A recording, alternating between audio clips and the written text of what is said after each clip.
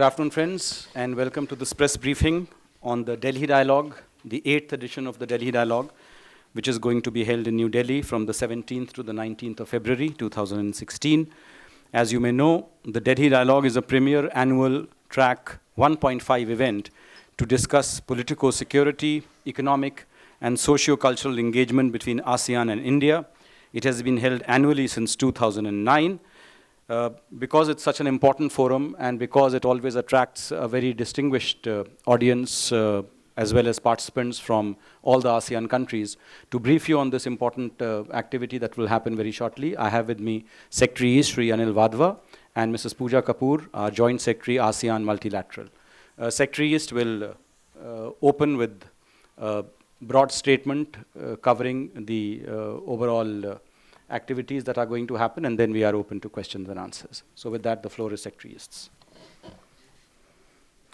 Good afternoon, and I'm here, as Vikas said, today to brief you on the 8th edition of the Delhi Dialogue, which is being held from the 17th to the 19th of February in New Delhi. And since this dialogue was started off in 2009, it has evolved into, as Vikas said, the preeminent forum for brainstorming on all aspects of ASEAN-India strategic partnership.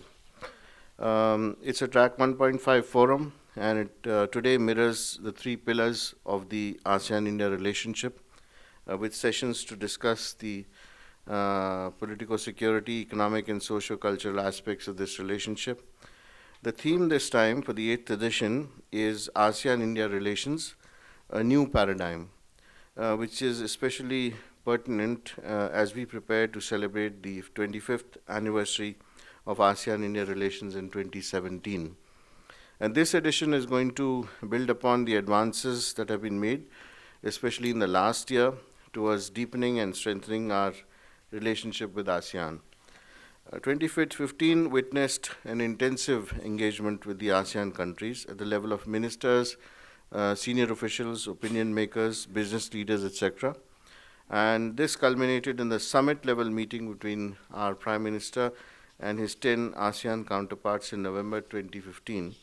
The third plan of action to implement the ASEAN-India Partnership for Peace, Progress and Shared Prosperity for the period of 2016 to 2020 was also adopted. That gives a new direction and vigor to our relationship. So Delhi Dialogue 8 will have a business session on the 17th of February, a ministerial session on 18th of February, and an academic session on 19th of February. We are opening the dialogue with a business session because it is fitting since the ASEAN Economic Community, a major milestone in the ASEAN Regional Economic Integration Agenda, has come into existence on 31st of December 2015. And it will be the fourth largest economy in the world, offering new opportunities in the form of a huge and largely middle-income market of 622 million people. Moreover, the ASEAN-India Free Trade Area has been completed with the entering into force of the ASEAN-India Agreement on Trade in Services and Investments on 1 July 2015. To take advantage of this and to encourage integration of Indian producers in regional value chains of ASEAN, Ministry of Commerce and Industry is in the process of establishing a project development fund with a corpus of 500 crore Indian rupees, which will help create manufacturing hubs in Cambodia, in Laos PDR, Myanmar, and also in Vietnam. The regional comprehensive economic partnership between ASEAN and the 6 FTA partners, of which India is a member, is expected to be finalized in 2016. That will give a further boost to our trade and investment relations with ASEAN. Of course, we cannot underestimate its significance because the Trans-Pacific Partnership, as you know, has been finalized. We've also enhanced the ASEAN-India Science and Technology Development Fund from the earlier $1 million to now to $5 million, and we are in the process of setting up an ASEAN-India Innovation Platform. Renewable energy is another area of mutual interest. At the last ASEAN-India Summit in Kuala Lumpur, our Prime Minister also extended an invitation to ASEAN countries to be part of the International Solar Alliance, which he launched in November 2015, and to partner us in sustainable energy initiatives. We are offering ASEAN countries 100 training slots in renewable energy in our institutions. At this year's Delhi Dialogue, we are for the first time having a full day business session with the presidents of all 3 national business chambers and 2 regional chambers addressing the inaugural session. This will be followed by panel discussions on 4 or 5 main topics like co-manufacturing, creating manufacturing value chains, what do mega trade blocks RCP and TTP mean for ASEAN and India, infrastructure and sustainable energy for realizing India-ASEAN economic integration, promoting cross-border trade with ASEAN and capitalizing on comparative advantage, and startups and digitization the way forward. So the day will conclude with a valedictory session which will feature report backs by the Director Generals of the 5 chambers on the panel discussions.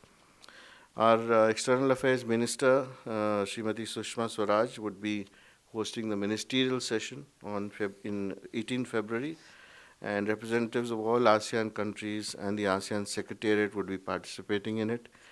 Some of the notable participants include the Minister for National Development Planning and Head of National Development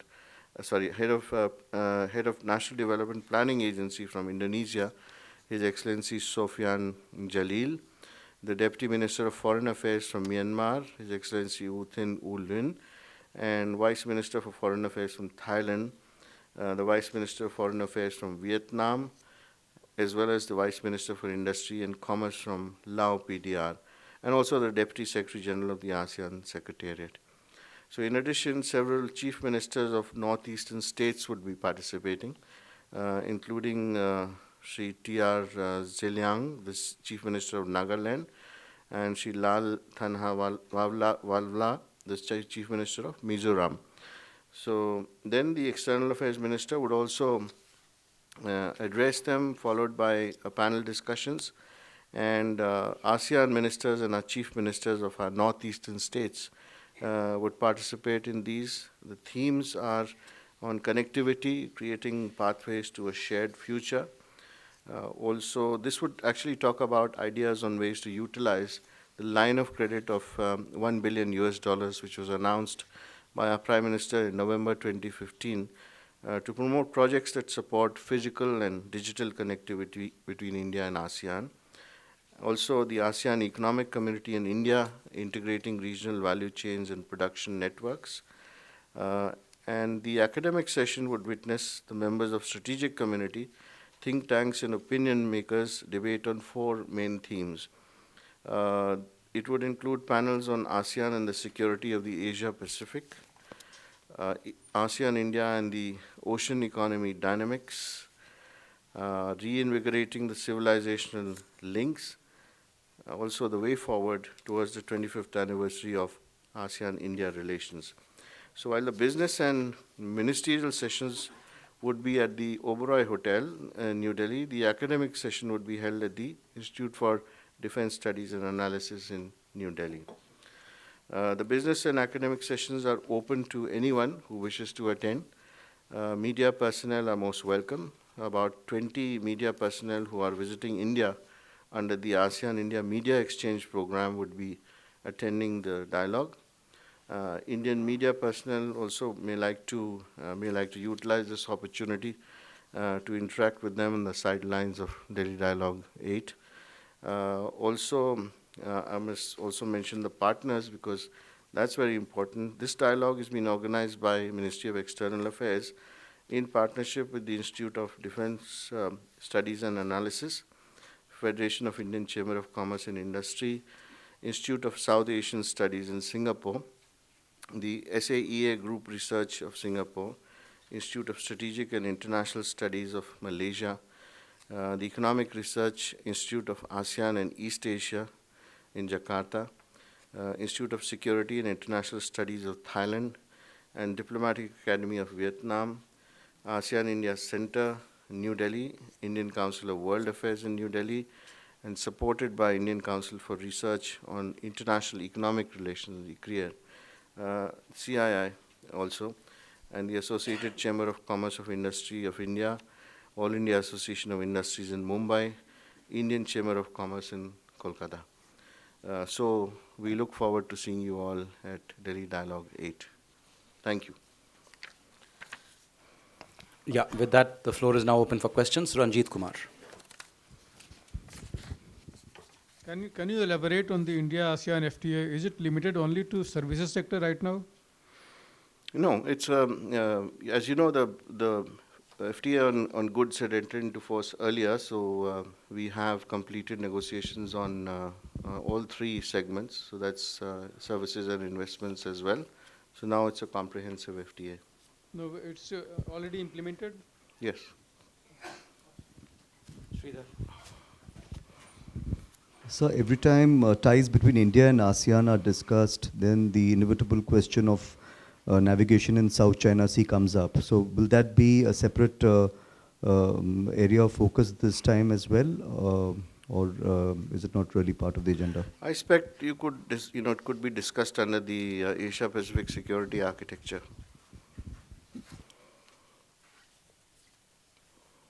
Akhilesh. Sir, you told that $500 crore fund for manufacturing hubs in Laos, PDR, and Myanmar. What is this about actually? If you recall the last year's budget, when it was passed, there was a mention of this fund in order to give a boost to our exports to the CMLV countries. And Ministry of Commerce is driving this fund. It has to be launched still because there is supposed to be a training program which needs to be organized first from countries, all the CLMV countries. People who are going to actually utilize this fund, how it is to be done, the terms of credit, etc., etc. And the Ministry of Commerce is going to work closely with the Ministry of External Affairs to organize this in the very near future. Because, when the fund is available, then if you do projects in CLMV countries, the company's concern, of course, would be Indian in this respect, since the credit is coming from India. And the projects would be open-ended, so the countries concerned can choose what they would like to do in which field. And we would then get them in touch with the Indian companies who are in that field. In fact, we also feel that this would help us in integrating in regional value chains, which is very important, especially with regard to Myanmar, for instance, because we're working on a trilateral highway, and I think many times we've spoken about the fact that the trilateral highway has to be a live highway, which means that unless it is economically sustainable, it will not be used that much to the extent that we want it to be used. And we want the trilateral to be a highway which will be a busy one, so that our trade with ASEAN through Myanmar into Thailand and thereafter to Laos, Cambodia, and other countries keeps on increasing in the future. And for that to happen, you need economic activity along the highway to sustain it, and for the trucks and the containers, etc., to go through, because you also need some facilities on that highway.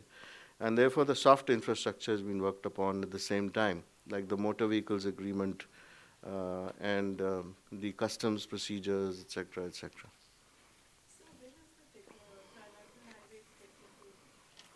By 2018. Parul. Is India lobbying for support from ASEAN countries on the services issue where our RCEP is concerned? Our RCEP member countries? Well, we are actually negotiating with them. So I don't know what you mean by lobbying, because it's a give and take process. And of course, we would like this agreement to be a strong one as far as services is concerned, liberal one at that, in fact, because India is quite capable of providing the services which are required under the RCEP.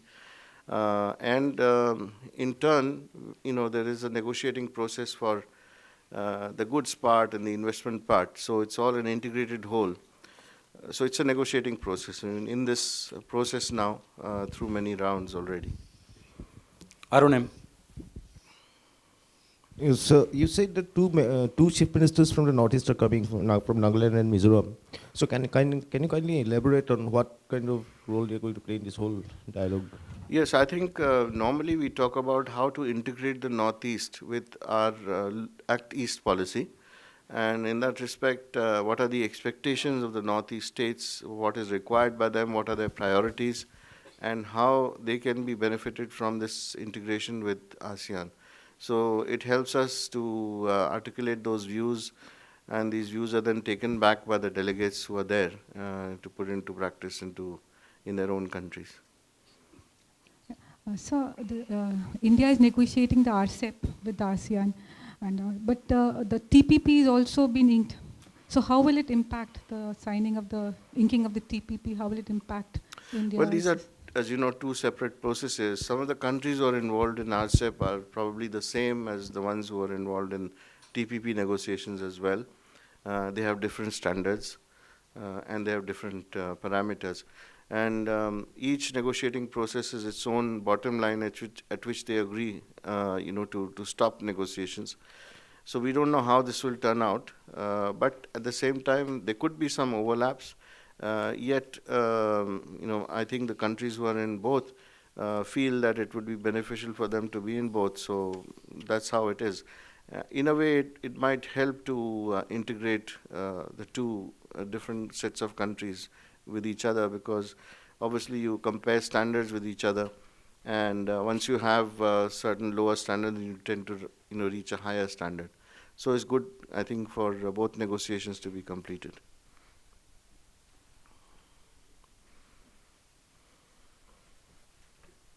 I don't see any other questions, so thank you all. That concludes the press briefing.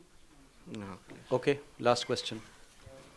Actually, on the same thing, that have you just announced it on it is being implemented?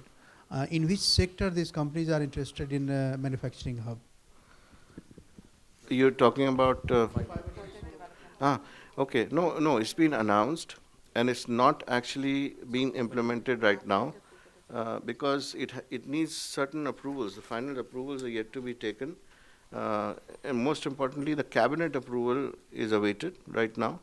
And the cabinet approval depends on, the whole process of training, etc., which has to be explained in the cabinet note. So that is the last step in that direction. I think this year, very, very soon, yes. In a few weeks' time, yes. We'll also be putting out a press release on the Delhi Dialogue 8 very shortly on our website, which will give you the details of the participants who are coming from various countries, etc., and the broad elements of the program. And hard copies are here, which are going to be distributed right now. One more? Okay. The media is welcome to attend. As I said, it's open, so you can attend it. So, Business as well as academics. Yeah. We have Inaugural session, I think we will have to decide depending on, because there's a limited capacity there.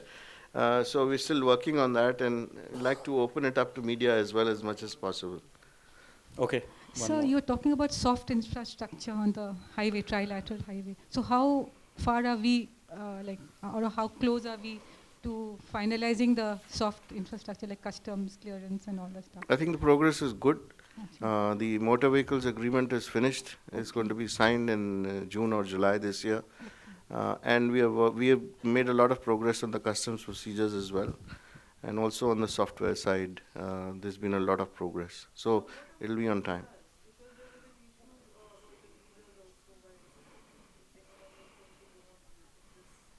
Yes, that's the next step. That's the next step. And in any case, we have e-visas for all the ASEAN countries, between India and ASEAN. That concludes the press briefing. Thank you all.